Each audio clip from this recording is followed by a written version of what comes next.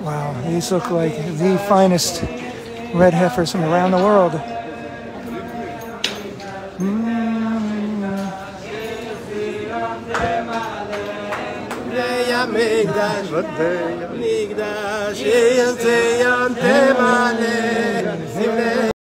The Second Temple was a miracle of engineering and elevated Jerusalem to the true worship center for all Jews.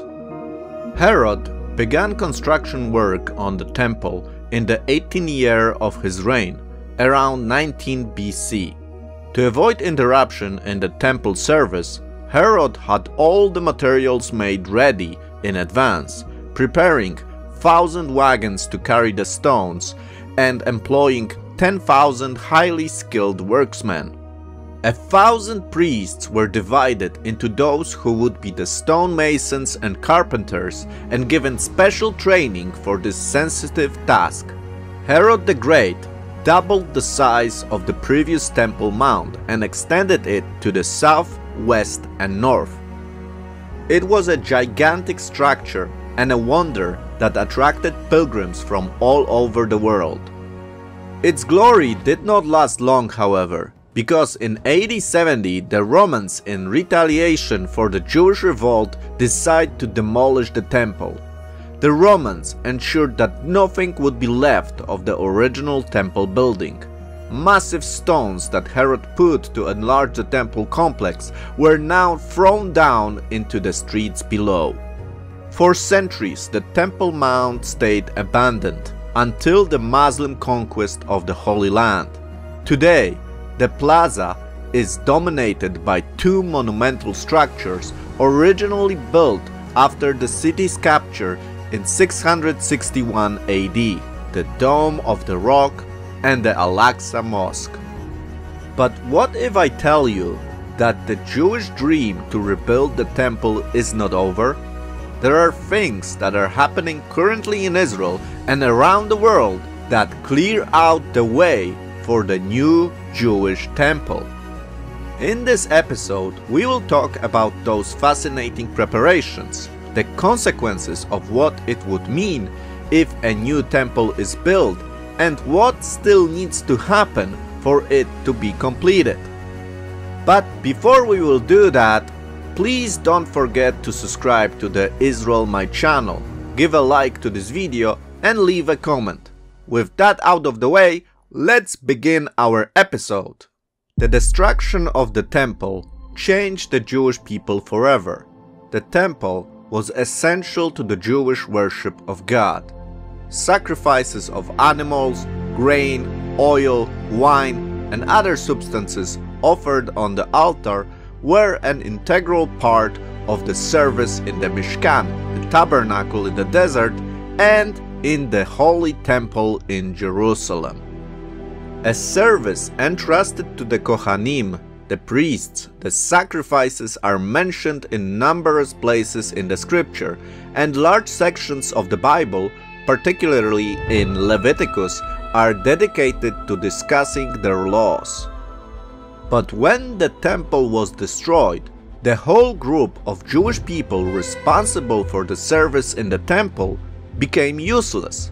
The temple could not be rebuilt in a different place because Mount Moriah was chosen by God as the foundation for the temple.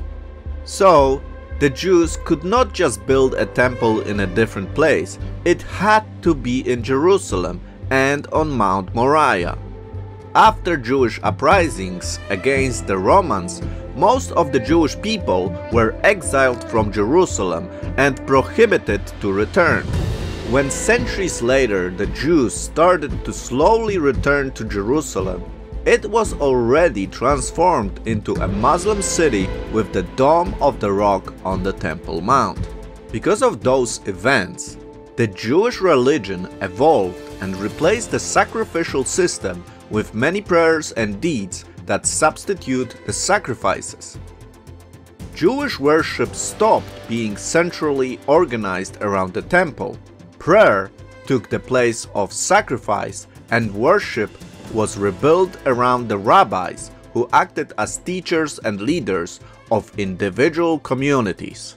Remember, the destruction of the Second Temple was a profoundly traumatic experience for the Jews, who were now confronted with a difficult and far-reaching questions. How to achieve atonement without the temple? How to explain the disastrous outcome of the rebellion? How to live in the post-temple Romanized world? How people answered those questions depended largely on their position prior to the revolt. Revolutionaries like the Zealots had been crushed by the Romans and had little credibility. The last Zealots died at Masada in 73 AD. The Sadducees, whose teachings were so closely connected to the temple cult, disappeared. The Essenes also vanished, perhaps because their teachings so diverged from the issues of the times that the destruction of the Second Temple was of no consequence to them. Precisely for this reason, they were of little consequence to the vast majority of Jews. Basically, only two organized groups remained: the early Christians and Pharisees. Christianity became a global religion, and quickly Jews became a minor and insignificant part of this movement.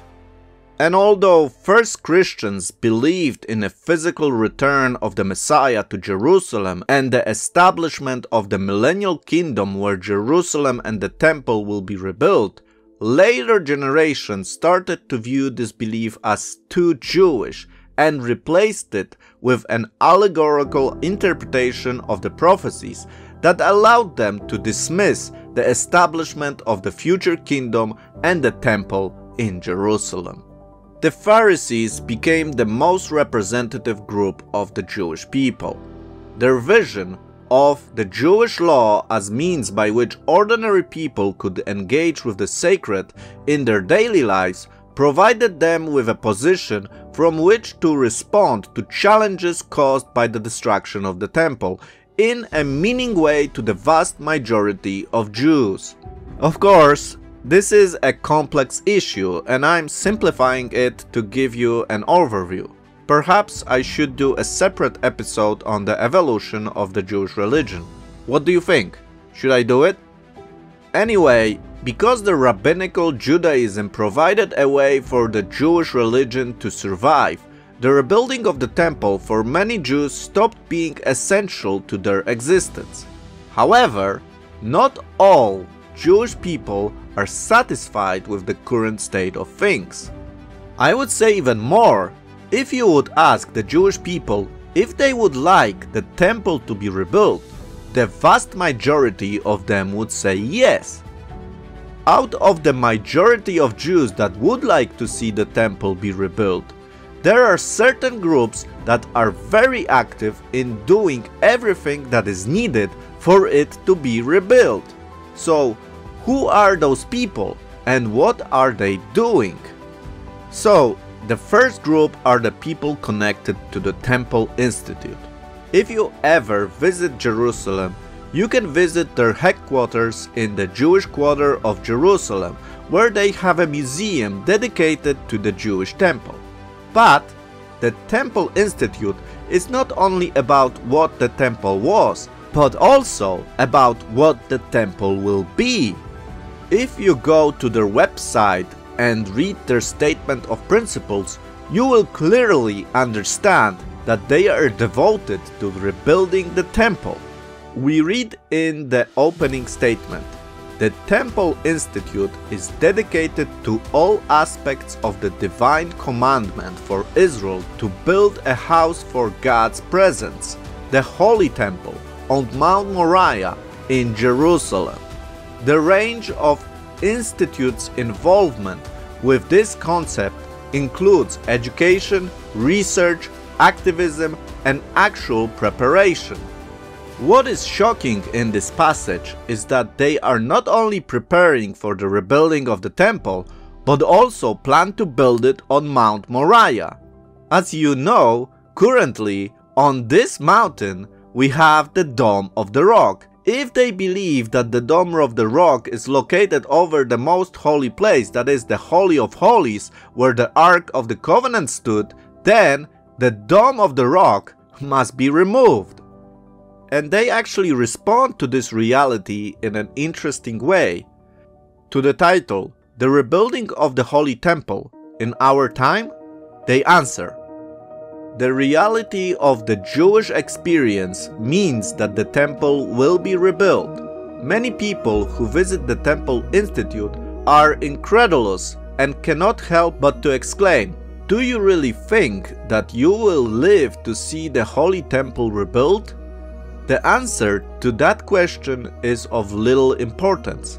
Let us rather recall that Jewish history has a trajectory which began when the patriarch Abraham smashed his father's idols.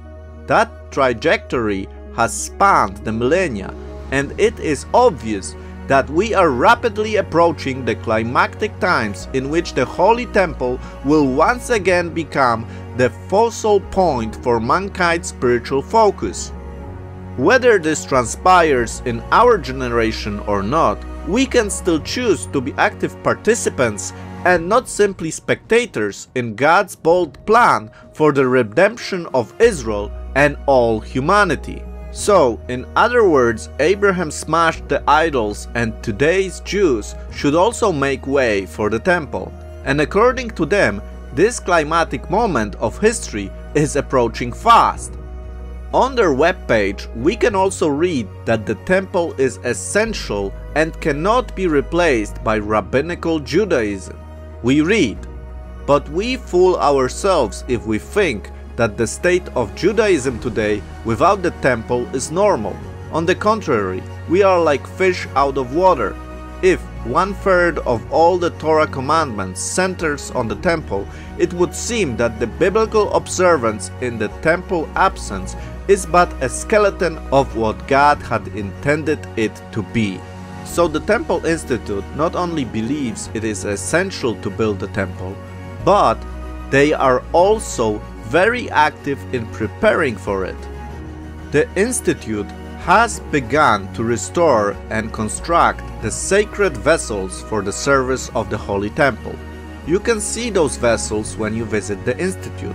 They are made according to the exact specifications of the Bible and have been constructed from the original source materials such as gold, copper, silver, and wood. They are authentic, accurate vessels, not merely replicas of models. All those items are fit and ready for use in the service of the Holy Temple. Among the many items featured in the exhibitions are musical instruments played by the Levitical chor, the golden crown of the high priest, and the gold and silver vessels used in the incense and sacrificial services. After many years of effort and toil, the Institute has completed the 3 most important and central vessels of the divine service: the 7-branch candelabra or menorah made of pure gold, the golden incense altar, and the golden table of showbread. Other completed projects include the sacred uniform of the Kohen Gadol, the high priest breastplate, ephod, and the tzitzis have been completed. All those and more can be seen at the Temple Institute Museum. So, all the instruments that are needed for the temple to function normally are already prepared and are waiting. The Institute is also preparing building plans and materials for the rebuilding of the temple.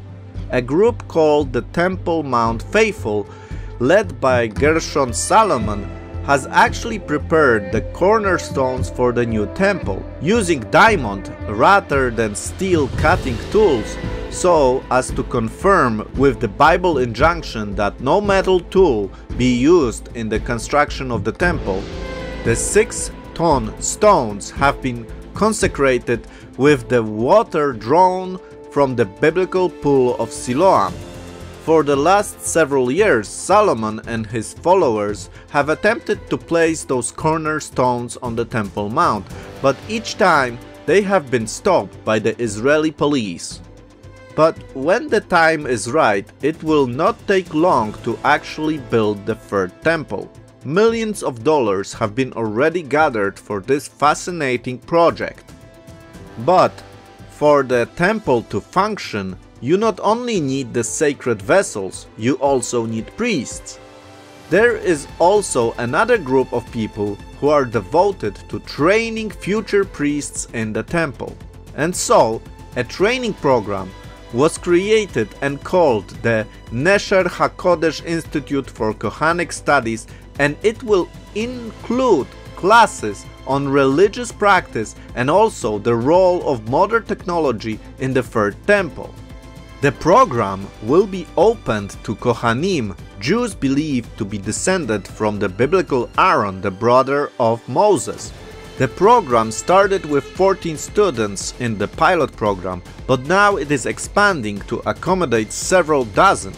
Remember, in the time of the Second Temple, there were thousands of priests who fulfilled religious duties in the temple. Today, people are being trained to perform all the duties required in the temple by the priests, including performing animal sacrifices. In 2015, the Kohanim in the training completed an accurate, authentic reenactment of the Korban Pesach, Passover offering. It is the first time in 2000 years that this offering has been witnessed. In the Samaritan hills near Silo, a lamb was inspected and its blood was passed from one Kohanim to another in a silver vessel called Mitzrak. So we have the sacred vessels, the garments, the building blueprints, people being trained for priests and actual sacrifices made. But there is still something that needs to happen before the temple can be built. The one key element missing at this moment is the finding of the ritually pure red heifer, which is necessary to fulfill the commandment to use a red heifer as a means of purifying the altar. We read about that in Numbers 19. Such specimens must be without blemish, and not even two of their hairs may vary in color. Previous red heifers have been disqualified many times, and the search is still going on for the perfect cow that would fit this description.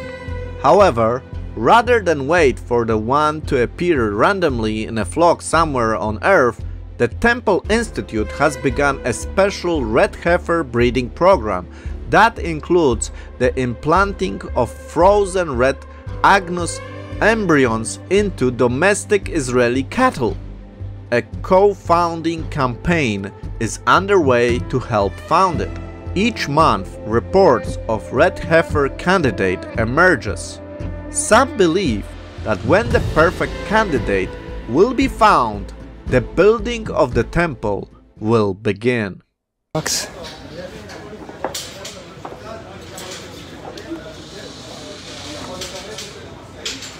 Whoever's by the edge, they're a bit antsy. Be careful. Josh, you taking video? Because I'm taking stills.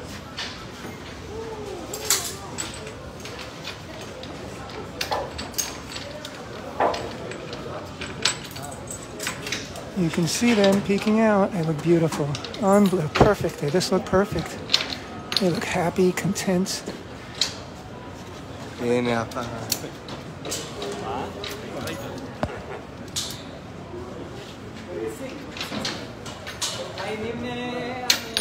Wow, these look like the finest red heifers from around the world.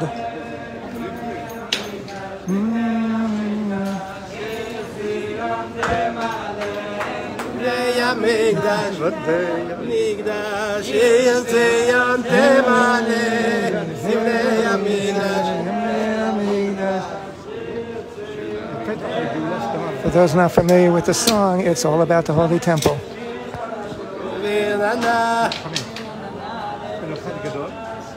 The red heifers are going to make their way directly from here to 10 days, I believe, in quarantine. That's how you move livestock from country to country. Okay, they're getting a little anxious inside.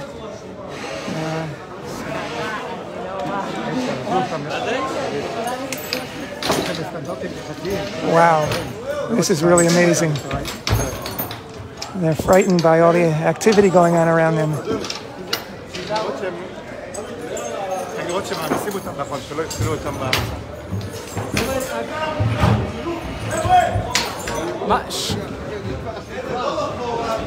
Going onto that vehicle right there, and just the workers here are trying to clear everybody away so they can make it right to the vehicle.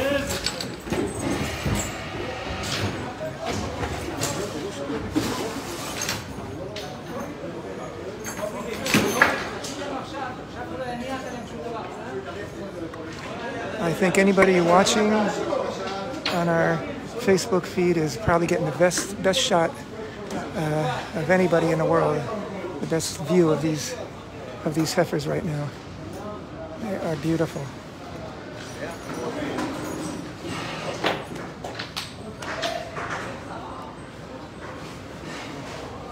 So what do you think about all of this? Do you think we are getting close to the building of the third temple? Let me know, what are your thoughts on this matter? By the way, according to the biblical prophecies, the third temple is not the millennial temple, but that's a topic for another episode. If you like this material, please give a like to this video. Also, you can support the channel by clicking join on the main channel page or by becoming a patron. Your support will help me to create more videos for you. Have a great day and shalom.